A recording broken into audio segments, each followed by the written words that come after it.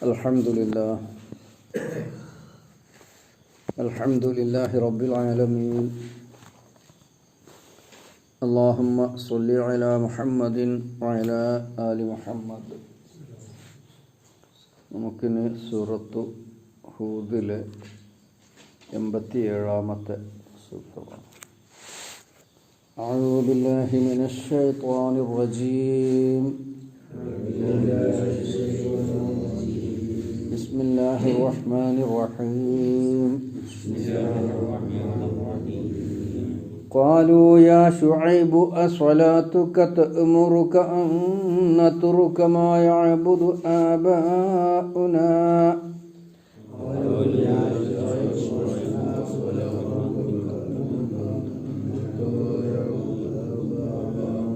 أو أن نفعل في أموالنا ما نشاء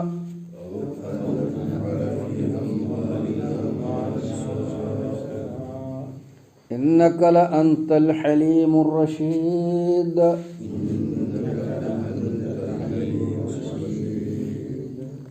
ഖാലു അവർ പറഞ്ഞു, യാ ശുഐബു, ഓ ശുഐബ്, അസ്വലാത്തുക, താങ്കളുടെ നമസ്കാരമാണോ, തഅ്മുറുക, താങ്കളോട് കൽപ്പിക്കുന്നത്, അൻ നതുറുക, ഞങ്ങൾ ഉപേക്ഷിക്കണമെന്ന്, മാ യഅ്ബുദു ആബാഉന, ഞങ്ങളുടെ പിതാക്കൾ ആരാധിച്ചിരുന്നതിനെ ഉപേക്ഷിക്കണം എന്ന് താങ്കളുടെ നമസ്കാരമാണോ താങ്കളോട് കൽപ്പിക്കുന്നത്?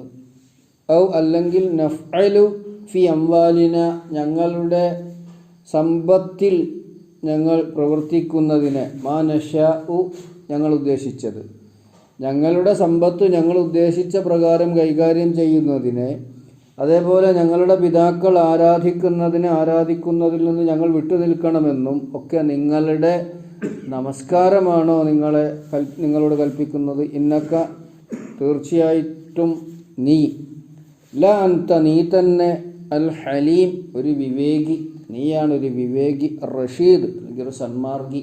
ഒരു പരിഹാസമായിട്ടാണ് പറഞ്ഞത്. ഹലീം എന്ന് പറഞ്ഞാൽ നമുക്ക് വിവേകമുള്ളവൻ, അല്ലെങ്കിൽ ക്ഷമാലു എന്നൊക്കെ അതിനർത്ഥം സഹനശീലൻ. റഷീദ് പറഞ്ഞ സന്മാർഗമുള്ളവൻ. ഏകദേശം സമാനമായ അർത്ഥം അതിനുണ്ട്. രണ്ടിനും വിവേകി എന്ന് രണ്ടിനും അർത്ഥം പറയാറുണ്ട്.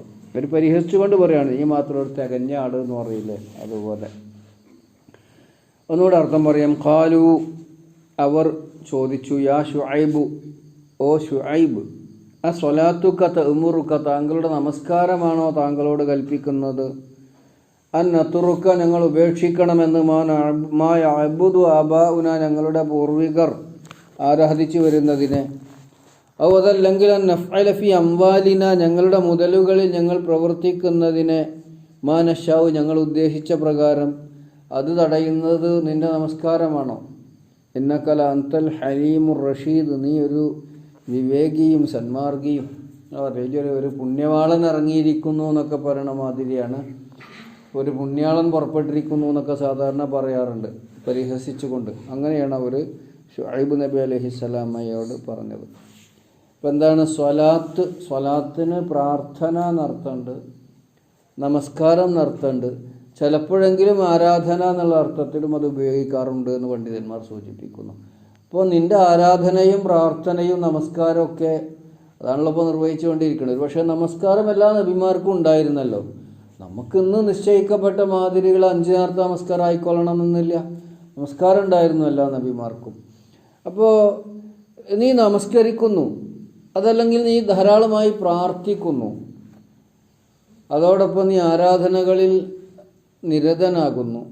ഇങ്ങനെയൊക്കെ ചെയ്യുന്നത് കൊണ്ട് ആ കർമ്മങ്ങളാണോ നിന്നെ പ്രേരിപ്പിക്കുന്നത് ഞങ്ങളോട് പറയാൻ, ഞങ്ങളുടെ പൂർവികർ ആരാധിച്ചു വരുന്നതിനെ ഞങ്ങൾ ആരാധിക്കാൻ പാടില്ല എന്ന്? അപ്പോൾ നീ ഏകദൈവത്വത്തെ വാദിക്കുന്നത്, ഏകദൈവത്തെ അംഗീകരിക്കണമെന്നും അവനെ ആരാധിക്കണമെന്നും ഒക്കെ ഞങ്ങളോട് കൽപ്പിക്കാൻ നിനക്ക് പ്രേരണയാകുന്നത് നിൻ്റെ നിസ്കാരമാണോ? എന്താ ഇപ്പം നിൻ്റെ ഉദ്ദേശം എന്നൊക്കെയുള്ള വിധത്തിലുള്ള ഒരു ഒരു ഒരു പരിഹാസമായിരുന്നു അവരിൽ നിന്നുണ്ടായത്.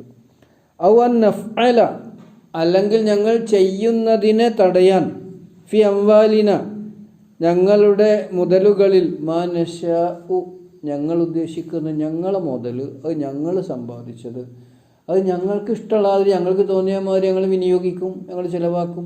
അത് തടയാൻ നിൻ്റെ നമസ്കാരമാണ് നിന്നെ പ്രേരിപ്പിക്കുന്നത്. ഇതിൽ രണ്ട് സൂചനകളുണ്ട് ഈ പറഞ്ഞ കാര്യങ്ങളിൽ. ഒന്ന് അള്ളാഹുവിനെ ആരാധിക്കുക എന്നുള്ളതിൽ, അതുപോലെ തന്നെ ഞങ്ങളുടെ മുതൽ ഞങ്ങൾ കൈകാര്യം ചെയ്യുന്നത് ഞങ്ങളുടെ ഇഷ്ടപ്രകാരമായിരിക്കും എന്നുള്ളത്. അത് നിൻ്റെ നമസ്കാരം, നീ ഒരു നമസ്കാരക്കാരനായതുകൊണ്ട് അല്ലെങ്കിൽ ആരാധിക്കുന്നവനായതുകൊണ്ട് അല്ലെങ്കിൽ പ്രാർത്ഥനാനിരതനാകുന്നത് കൊണ്ട് ഞങ്ങളുടെ പൂർവിക മതങ്ങളെ കൈയൊടിക്കഴിയാൻ ഈ പറഞ്ഞ അത് അംഗീകരിക്കാൻ പ്രയാസമുണ്ട്. നിൻ്റെ നമസ്കാരം ഇങ്ങനെ ഞങ്ങളുടെ കാര്യത്തിൽ എന്തിനാണ് ഇടപെടുന്നത്? നിനക്ക് എൻ്റെ നമസ്കാരം എൻ്റെ വീട്ടിൽ ഒതുക്കിയാൽ മതി, അല്ലെങ്കിൽ എൻ്റെ പള്ളിയിൽ ഒതുക്കുക, അതിൻ്റെ പുറത്തേക്ക് ഇത് കൊണ്ടുവരണ്ടല്ലോ. യഥാർത്ഥത്തിൽ നമസ്കരിക്കുന്നവർ ഒരഴുക്കുമില്ലാത്തവരായിരിക്കും, നമ്മൾ പഠിച്ചിട്ടുണ്ടല്ലോ. അഴുക്കില്ലാത്തവരായിരിക്കും, തിന്മകളോട് വെറുപ്പുള്ളവരായിരിക്കും. ഷുഐബ് നബി അലൈഹി ഇസ്ലാം സ്വാഭാവികമായും അതാണ് ചെയ്തിട്ടുള്ളത്. ഏറ്റവും കടുത്ത തിന്മ ഏതാണ്? ഷിർക്കാണ്. അതിനെതിരാണ് അദ്ദേഹം, ബഹുദൈവത്വത്തിനെതിരാണ് അദ്ദേഹം. ഏകദൈവത്തെ വിശ്വസിക്കണമെന്നും സ്വീകരിക്കണമെന്നും ആരാധിക്കണമെന്നും സംശയത്തിന് പഴുതില്ലാത്ത വണ്ണം അദ്ദേഹം പറയുന്നുണ്ട്. അതോടൊപ്പം അദ്ദേഹം ആരാധനാ നിമഗ്നനാണ്, നമസ്കാരത്തിൽ മുഴുകുന്നവനാണ്, പ്രാർത്ഥനയിൽ മുഴുകുന്നവനാണ്.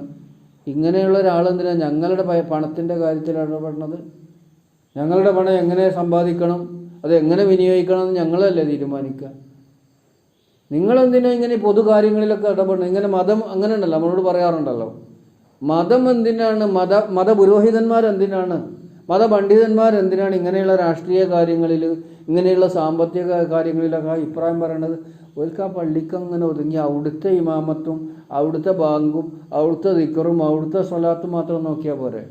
നാട്ടിൽ അവർക്കെന്ത് കാര്യം? യഥാർത്ഥത്തിൽ അങ്ങനെ ആയിരുന്നില്ലല്ലോ പ്രവാചകന്മാർ. ഷുഐബ് നബി അലൈഹി ഇസ്ലാം അടക്കം എല്ലാ പ്രവാചകന്മാരും അവർ തൗഹീദ് പറയുന്നതോടൊപ്പം ആ നാട്ടിലെ മുഖ്യ തിന്മകൾക്കെതിരെ, പ്രത്യേകിച്ചും എല്ലാ തിന്മകൾക്കും അവരെതിരായിരുന്നു. നബി സല്ലല്ലാഹു അലൈഹി വസല്ലമയുടെ ചരിത്രം എടുത്ത് പരിശോധിച്ച് നോക്കിയാൽ നമുക്കറിയാതെ അവരതിനെതിരെ പട നയിച്ചിരുന്നു. ഇവിടെ അളവ് തൂക്കങ്ങളിലുള്ള കൃത്രിമം, അതേമാതിരി സാമ്പത്തിക ക്രമക്കേടും സാമ്പത്തിക തട്ടിപ്പും അതിന് വേണ്ട കൊള്ളയും അതുപോലെ തന്നെ അതിക്രമവും ഒക്കെ നടത്തിയിരുന്ന, ഇന്നും നമ്മുടെ നാട്ടിൽ അങ്ങനെ തന്നെയല്ല. ഭരണകൂടം അതിന് ഒത്താശ ചെയ്ത് കൊടുക്കാൻ പാടുണ്ടോ? സ്വർണം പൊട്ടിക്കുക, സ്വർണം കൊണ്ടുവരുന്നവരെ കൊള്ളയടിക്കുക, വാഹനത്തിൽ പണവുമായി പോകുന്നവരെ തടഞ്ഞു നിർത്തിയിട്ട് ഗുണ്ട ആക്രമണങ്ങൾ നടത്തുക. ഇതൊക്കെ എല്ലാ നാട്ടിലും ഇങ്ങനെ വളരെ വ്യാപകമായി അന്യരുടെ സമ്പത്ത് തട്ടിപ്പ് നടത്താൻ എന്തൊക്കെ ക്രമക്കേടുകളാണ് നടത്തിക്കൊണ്ടിരിക്കുന്നത്. ഏതെല്ലാം തരത്തിലുള്ള തട്ടിപ്പുകളാണ്. നമ്മളിപ്പോൾ അടുത്ത കാലത്താണ് നമ്മൾ അള്ളാഹുവിൻ്റെ പേരിൽ ഒരുപാട് ജ്വല്ലറികൾ, പേരൊക്കെ അള്ളാഹിൻ്റെ പേര്, അൽ മുഖ്തദിർ, അർ റഹ്മാൻ, അർ റഷീദ്, ഇങ്ങനെയാണ് ജ്വല്ലറിൻ്റെ പേര്. എന്നിട്ട് എന്തായിപ്പത്? 1-ാം നമ്പർ തട്ടിപ്പായിരുന്നു. ഇങ്ങനെ സാമ്പത്തികമായ കുറ്റകൃത്യങ്ങൾ, അതൊന്നും അത്ര വലിയൊരു തിന്മയല്ലാത്ത വിധം എന്നല്ലേ നമ്മൾ പറഞ്ഞല്ലോ. അത് ഇവിടെ ഷുഐബ് നബി അലൈഹിസ്സലാം എടുത്തിട്ട് അവർ ചോദിക്കുക, ഞങ്ങളെ സാമ്പത്തിക ഇടപാടും നിലപാടും എങ്ങനെ സമ്പാദിക്കണം, എങ്ങനെ, അതിലൊന്നും നിങ്ങൾ ഇടപെടണം. അതിലൊന്നും മതത്തിനൊരു കാഴ്ചപ്പാടും ഉണ്ടാകാൻ പാടില്ല. യഥാർത്ഥത്തിൽ ഇസ്ലാമിനെ പഠിച്ച് നമുക്കറിയാം എങ്ങനെ ഹലാലായതായിരിക്കണം സമ്പാദിക്കേണ്ടത്. ഹറാമ് കലർന്നാൽ അല്ലാഹു തആല പ്രാർത്ഥന പോലും സ്വീകരിക്കൂല എന്നാണ്. ചെലവഴിക്കേണ്ടത് എങ്ങനെ? അതിന് കുലു വഷ്റബു വലാ തുസ്രിഫു, ഇല്ല ഇസ്രാഫ് പാടില്ല എന്ന് പറഞ്ഞിട്ടുണ്ട്. വലാ തുബദ്ദിർ തബ്ദീറ എന്ന് പറഞ്ഞിട്ടുണ്ട്. ഇസ്രാഫും തബ്ദീറും ധൂർത്തും നമ്മൾ പര്യായം പറയും. യഥാർത്ഥത്തിൽ എങ്ങനെയാണ് ഇസ്രാഫ് പറഞ്ഞാൽ? ഇസ്രാഫ് എന്ന് പറഞ്ഞാൽ നമുക്ക് അനുവദനീയമായ കാര്യങ്ങളിൽ തന്നെ അനാവശ്യമുണ്ടാവുക. ഇപ്പം നമുക്ക് വസ്ത്രം അനുവദനീയമാണ്, വേണം, നിർബന്ധമാണ്. എന്നാൽ അതൊരു 100 കൂട്ടം ഉണ്ടാവുക, അല്ലെങ്കിൽ 150, ഇങ്ങനെയൊക്കെ ഉണ്ടല്ലോ ആൾക്കാർ. അത് ഏറ്റവും വില കൂടിയതാവുക. അത്യാവശ്യത്തിന് ഭംഗിയും അത്യാവശ്യത്തിന് ഈടും ഉറപ്പുള്ളതൊന്നുമല്ല. അതേമാതിരി വീടിൻ്റെ കാര്യത്തിൽ, വാഹനത്തിൻ്റെ കാര്യത്തിലൊക്കെ നമുക്ക് വേണം. എന്നാൽ നമ്മുടെ കഴിവിനപ്പുറമുള്ള, അല്ലെങ്കിൽ നമ്മുടെ സമ്പത്തിന് അനാവശ്യമായി ചെലവഴിക്കുന്ന തരത്തിലുള്ളത് ഭക്ഷണമാകാനും പറ്റൂലല്ലോ. വെള്ളം അതുണ്ടാക്കുമ്പോഴാണെങ്കിൽ പോലും ധൂർത്ത് പാടില്ല. അതേമാതിരി ഇസ്രാഫ് പറഞ്ഞാൽ അപ്പോൾ എന്താ? ആവശ്യമില്ലാത്തതിന് ചിലവഴിക്കുക, ആവശ്യമില്ലാത്തതിന് ചിലവഴിക്കുക. നമ്മളിപ്പോൾ ഈ ലോകകപ്പ് നടന്നപ്പോൾ കണ്ടില്ലേ, ഫ്ലക്സുകൾ വെച്ചിരിക്കുന്ന നമ്മളെ ചെറുപ്പക്കാർ കുട്ടികൾ എത്ര പണം 10,000 രൂപ അതിന് ഫ്ലക്സ് വെക്കാനും അതിന് കട്ടൗട്ട് വെക്കാനും ഒക്കെ. യഥാർത്ഥത്തിൽ ഇത് തബ്ദീറാണ്, ചെയ്യാൻ പാടില്ലാത്ത കാര്യം, അനാവശ്യമായ അത് തബ്ദീർ. ഇസ്രാഫ് പറഞ്ഞാൽ ആവശ്യമുള്ളതിൽ തന്നെ പരിധി വിട്ടു പോവുക. തബ്ദീർ പറഞ്ഞാൽ ആവശ്യമില്ലാത്തത് ചെയ്തുകൊണ്ടിരിക്കുക. അപ്പോൾ സമ്പത്തിൻ്റെ കാര്യത്തിൽ ഇസ്ലാം നിയന്ത്രണങ്ങൾ വെച്ചിട്ടുണ്ട് എന്നുള്ളത് തിരിച്ചറിയണം നമ്മൾ. അത് അവർ സമ്മതിച്ചില്ല എന്ന്, അവർ നബിനെ എതിർക്കുക, ഞങ്ങളുടെ പൈസ. അപ്പോൾ നമ്മളെ കുട്ടികളും പറയുമല്ലോ, വിമർശിച്ചാൽ എന്താ പറയുക, നിങ്ങൾക്ക് എന്താ ചെയ്തോ അല്ലേ? അഭിപ്രായം പറഞ്ഞാൽ പറയില്ലേ, നിങ്ങൾക്ക് എന്താ ചെയ്തത്, ഞങ്ങളെ പൈസ ഞങ്ങൾ ഉണ്ടാക്കിയ ഞങ്ങൾക്ക് തോന്നിയ മാതിരി ചിലവാക്കാനുള്ളതാണ്. ഇത് തന്നെയാണ് അവർ നബിനോട് പറഞ്ഞത്. അപ്പോൾ ഇത് പ്രവാചകന്മാരോട് പറയുമ്പോൾ അവർക്കും വിഷമം ഉണ്ടാവില്ലേ, നമ്മളോട് പറഞ്ഞാൽ നമുക്ക് വിഷമം ഉണ്ടാകും. പ്രവാചകന്മാരോട് പറയുമ്പോൾ പ്രവാചകന്മാർ എന്നാലും ആ രംഗത്ത് ഉറച്ചു നിൽക്കും, എന്ത് പ്രയാസം ഉണ്ടായാലും. ഇവിടെ ഔ അന്നഫ് അല, ഞങ്ങൾ പ്രവർത്തിക്കുന്നതിനെ, ഫി അംവാലിന, ഞങ്ങളുടെ മുതലുകളിൽ, മാനശാവ്, ഞങ്ങൾ വിചാരിച്ചത്, ഞങ്ങൾ ഉദ്ദേശിച്ചത്, ഇന്നക്ക നീ ല അൻത, നീ തന്നെ അൽ ഹലീം, നീ ഒരു വിവേകമുള്ള ആളിറങ്ങിയിരിക്കണം, അർ റഷീദ്, നീ ഒരു സന്മാർഗി ഇറങ്ങിയിരിക്കണം. അതേമാതിരി ലൂത്ത് നബി അലൈഹി സ്വലാമയുടെ ലൂത്ത് നബി അലൈഹി സ്വലാമയോടും അവർ പറഞ്ഞല്ലോ, നീ മാത്രം ഒരു സന്മാർഗി, നീ മാത്രം ഒരു വിശുദ്ധൻ. ഇങ്ങനെ ആളുകളോട് കാര്യങ്ങൾ പറഞ്ഞു. ഓ ഇത് നമ്മളോടും പറയും, നമ്മളോടും പറഞ്ഞിട്ട് നമ്മൾ പലപ്പോഴും അനുഭവിച്ചിട്ടുണ്ടല്ലോ, നമ്മൾ കേട്ടിട്ടുണ്ടല്ലോ, എന്തോ ഈ ഒരു തേഞ്ഞാൾ, ഈ ഒരു തേഞ്ഞാൾ, ഈ മാത്രം ഒരു ശുദ്ധൻ, ഞങ്ങളൊക്കെ ഒരു മോശക്കാർ, ഞങ്ങളൊക്കെ ഒരു പൊട്ടന്മാർ, ഇങ്ങനെയൊക്കെ പറയാം. ഇതാണ് അവർ പറഞ്ഞിരുന്നത്. അള്ളാഹുവിൻ്റെ ദീൻ അത് ഏതൊക്കെ ഭാഗങ്ങളിൽ നമ്മൾ ജനങ്ങളെ പഠിപ്പിക്കുന്നുണ്ട് അവിടെയൊക്കെ പഠിപ്പിച്ചു കൊടുത്താൽ എന്താ സംഭവിക്കുക? അതൊന്നും ജനങ്ങൾക്ക് അത്ര അങ്ങോട്ട് അംഗീകരിക്കാൻ കഴിയില്ല.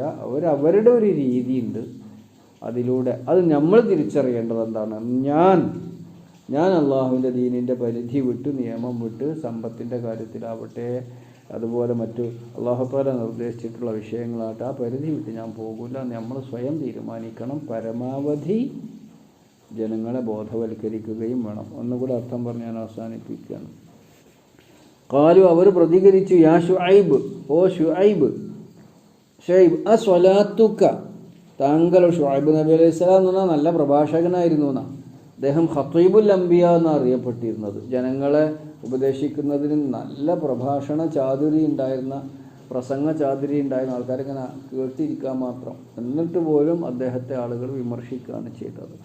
യാ ശുഐബ്, അല്ലയോ ശുഐബ്, ആ സ്വലാത്തുക തഅ്മുറുക, താങ്കളുടെ സ്വലാത്താണോ താങ്കളെ കൽപ്പിക്കുന്നത്, അൻ നത്റുക, ഞങ്ങൾ ഉപേക്ഷിക്കണമെന്ന് പറയാൻ, മാ യഅ്ബുദു ആബാഉന, ഞങ്ങളുടെ പൂർവികരായ പിതാക്കന്മാരൊക്കെയും ആരാധിച്ചിരുന്നതിനെ, ഔ അല്ലെങ്കിൽ അൻ നഫ്അല ഫി അംവാലിന, ഞങ്ങളുടെ മുതലുകളിൽ ഞങ്ങൾ പ്രവർത്തിക്കുന്നതിനെ, മാ നശാഉ, ഞങ്ങൾ ഉദ്ദേശിച്ച പ്രകാരം, ഇന്നക ല അൻത, തീർച്ചയായും നീ, ല അൻത, നീ തന്നെ, അൽ ഹലീം, നീ ഒരു വിവേകി, റഷീദ്, നീ ഒരു സന്മാർഗി, നീ ഒരു വിവേകിയും സന്മാർഗിയും ഇറങ്ങിയിരിക്കുന്നു, ഞങ്ങളൊക്കെ പയച്ച ആൾക്കാർ, ഈ എല്ലാം തികഞ്ഞ ഒരു ആൾ എന്ന വിധത്തിൽ അവർ അദ്ദേഹത്തെ പരിഹസിക്കുകയുണ്ടായത്. അല്ലാഹു സുബ്ഹാനഹു വ തആല കൽപ്പിച്ചത് പ്രകാരം ചെറുതും വലുതുമായ എല്ലാ വിഷയങ്ങളിലും അവനെ അംഗീകരിച്ചും അനുസരിച്ചും അവൻ്റെ നിർദ്ദേശങ്ങൾ പാലിച്ചും ജീവിക്കാൻ നമുക്ക് അവൻ തുണയേകുമാറാവട്ടെ. അല്ലാഹുമ്മ യാ മുഖല്ലിബൽ ഖുലൂബ് സബ്ബിത് ഖുലൂബന അലാ ദീനിക്. اللهم أحينا على الكتاب والسنة وأمتنا مع الإيمان والتوبة. ربنا ظلمنا أنفسنا وإن لم تغفر لنا وترحمنا لنكونن من الخاسرين. ربنا آتنا في الدنيا حسنة وفي الآخرة حسنة وقنا عذاب النار. ربنا تقبل منا إنك أنت السميع العليم.